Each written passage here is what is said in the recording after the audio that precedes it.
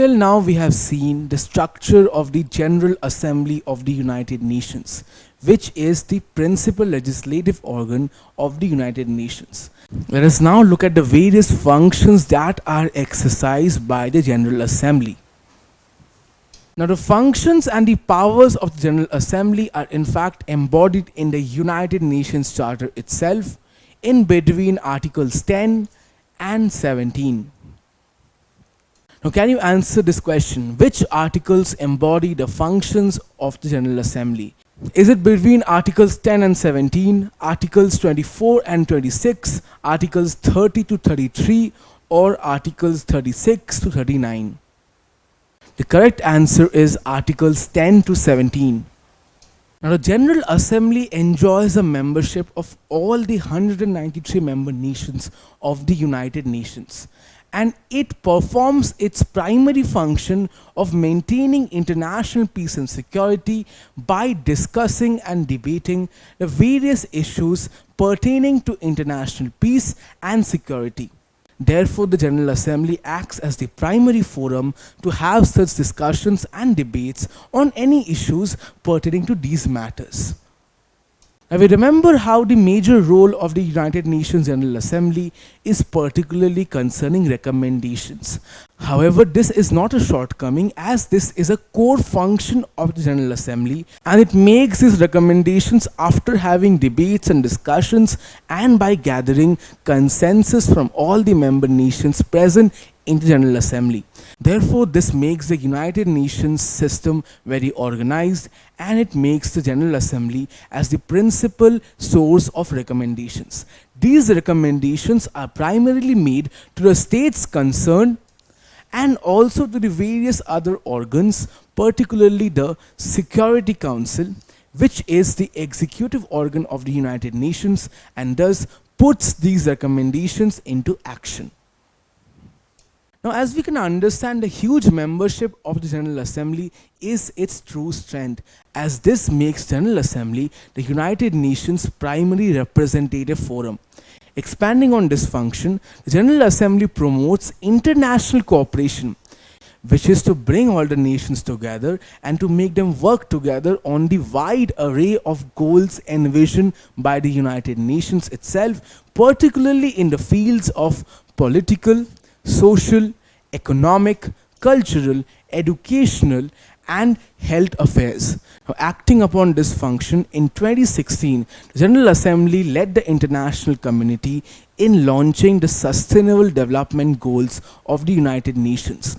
These are 17 goals which have the potential to transform our world and also have the potential to achieve all the objectives and aims of the United Nations. Let us look at some of these goals. One goal aims to achieve no poverty, while the other wants to achieve zero hunger.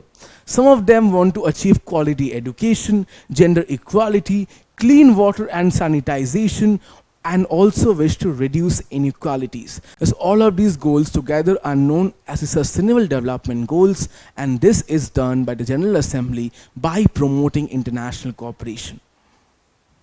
The General Assembly also wishes to promote general welfare of all the member nations and also help them establish and maintain friendly relations among each other. Since the General Assembly is the primary forum of international cooperation, it wishes to achieve this international cooperation on good diplomatic practices and also on the bed of friendly relations among the various nations. This is also a way as to how the General Assembly wishes to maintain international peace and security, as good relations among nations will prevent any forms of conflict. Now, since the General Assembly is at the center of the entire United Nations system, it receives and considers annual and special reports from various other organs of the United Nations, primarily the Security Council. It's also the task of the United Nations to cooperate with these other organs and agencies in all matters possible. Now, one of the most important functions of the General Assembly is considering and approving the entire budget of the United Nations. Now, while the Security Council is much more powerful in comparison to the General Assembly, it does not enjoy the membership of all the member states of the United Nations, and therefore the Security Council cannot approve or consider the budget of the UN, as it involves contributions from all the member nations present in the United Nations. In this particular illustration, we can see which country contributes how much amount in the United Nations on an annual basis. While the United States of America contributes the most amount, standing at 22% of the entire contribution, every nation contributes something or the other, and therefore the budget can only be considered by the true representative organ of the United Nations, the General Assembly. Now, the General Assembly reviews how much amount is coming into the system and also how much of amount would be assigned for what function or program. In this task, it also apportions the contributions among the various specialized agencies of the United Nations. Therefore, the purse strings of the United Nations are in the hands of the General Assembly. Now, the General Assembly also performs whatever functions are concerned with the international trusteeship system. According to this system, various non-self-governing territories and territories fighting for their independence are given the status of United Nations Trust Territory, and they are helped on their path to attaining full independence and also autonomy of their governance.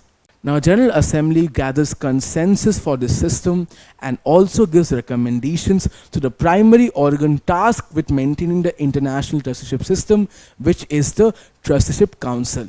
Over here we see a glimpse of the African nation of Rwanda in the 1970s, when it was still a trusteeship territory of the United Nations.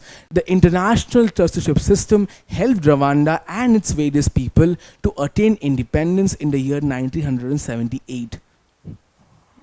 Now, the General Assembly also abides by and upholds international law among its various member nations. General Assembly also gathers consensus and encourages the progressive development of international law, and also works towards its codification, or it also helps in the process of keeping records of international law. Now, since the General Assembly is the primary representative body of the United Nations, it also acts as the forum where major elections regarding the system are conducted. These elections concern primarily the election of the non-permanent members of the Security Council, the members of ECOSOC and the Trusteeship Council, and also participate in the election of the judges for the International Court of Justice. Over here you can see a glimpse of such an election going on in the General Assembly. The General Assembly also appoints a Secretary General of the United Nations, who is the Chief Administrating Officer of the UN. Now, this task, however, is performed on the recommendation of the Security Council. Thus, while this function is primarily ceremonial in nature, it is still quite significant. In fact, after a new Secretary General is appointed, he or she makes their first speech in the General Assembly itself. Over here we see Antonio Guterres, who was appointed as the 9th Secretary General of the United Nations in 2017, giving his first speech at the General Assembly. Thus, in this lesson, we were able to look at the various functions that are exercised by the General Assembly of the United Nations. In the upcoming lessons, we will be looking at the various other organs of the United Nations and also look at their functions. Don't forget to subscribe to our channel and hit the bell icon. You can also register for free at DeltaStep.com or download the DeltaStep app to learn one-to-one with our amazing teachers, or to get access to all our 5,000 plus amazing videos as per your school syllabus. Master each topic with our adaptive practice technology. Get million plus questions with step-by-step solutions and unlimited mock tests. Get all your doubts resolved instantly. Learn via games and win amazing prizes like PlayStations and iPads. So at DeltaStep, learning is not just fun and easy, it is rewarding too. So register for free now.